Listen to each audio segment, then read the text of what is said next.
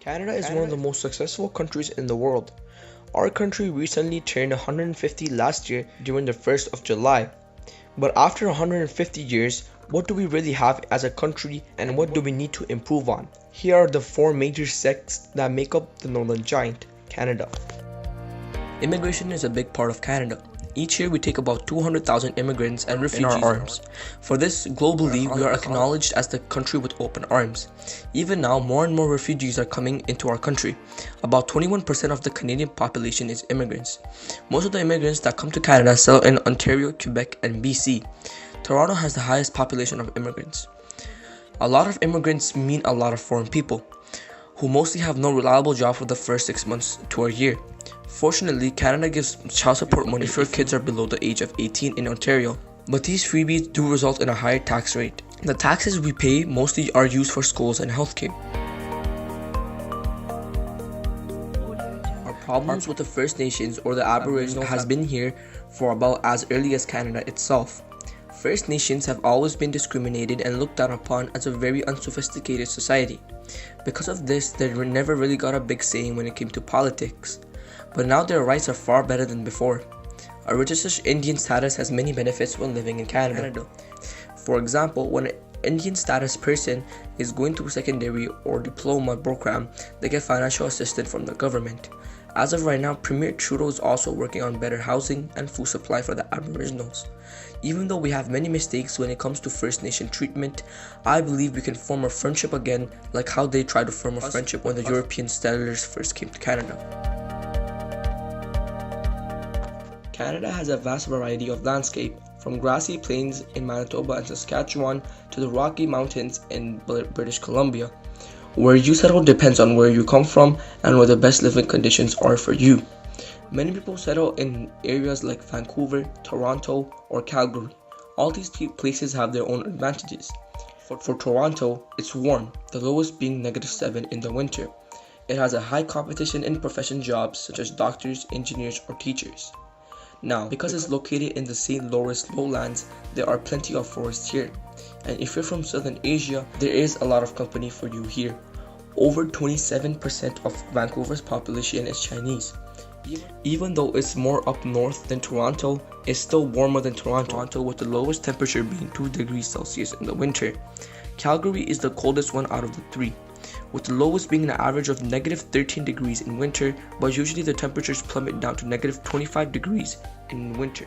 Aside from the British people, there are a lot of French and Scottish people in Calgary. Those are the three main cities to settle in Canada. In my opinion, Toronto has the best living conditions for me in terms of ethnicity.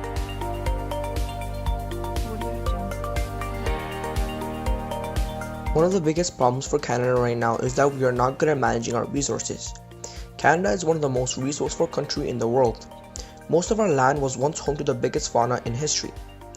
This means we have a lot of natural oil due to the animals that had died here in the last ice age and before. We can see this in the oil reservoirs in the tar sands of Alberta. We also have a lot of dense deciduous and coniferous forests. This means we have one of the largest supplies of timber in the world. Most rich countries in the world have an economy based on the natural resource that is found in that area. For example, Russia's natural resources are timber, oil, and other minerals. Australia mainly has uranium, iron, zinc, and most of all gold. Since Canada has only recently found oil in the tar sands about at 1957, we are heavily exploiting this and in process destroying many ecosystems and causing other problems to the First Nation and Aboriginal people. But that's about the worst thing that Canada does in terms of managing their resources. So should we continue mining our oil and cutting down our trees? In my opinion, we should keep harvesting our resources, but only if we find a sustainable solution to the harm that it causes to the environment. For example, when the government cuts down trees, they replant 5 times more than they cut down. And if anyone who doesn't have a license to cut trees down does it, they will get a heavy fine. But as of right now, there is no proper solution to the damage that oil extraction process is causing. As of right now, we should stop or even slow down our production with the oil sands. Contrary to many beliefs, Canada actually has a history of 10,000 years, with the first humans coming from Russia and northern China by crossing the frozen bridge during the near end of the last ice age. The people that came here mostly settled in the lower parts of Canada because it was relatively warmer. The temperature in the northern parts of Canada during the last ice age would sometimes drop to -100 degrees Celsius. The second oldest settlement in Canada were the Vikings, who had settled from Norway to Canada and Newfoundland about 1,000 years ago. But the most recent settlement that led up to today was by the Europeans who came here in 1614. One of the people that came here with the group was Samuel de Champlain. Since Samuel and his group settled here, Canada has been advancing more and more in terms of urbanism. We have accomplished a lot in the past 400 years, but there is a lot more improvement left for the future. We can start by saying that Canada is very dependent on oil. In fact, 3% of the $2.001 trillion economy is from oil. We need to do better. One of the better solutions to this is to use wind power, solar power, and electricity. To become a future city, I think we need to run on no fossil fuel.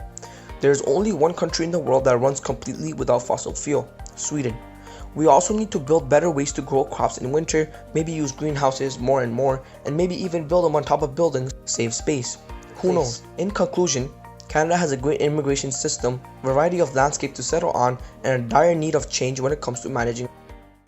All works cited is provided on the document on Classroom.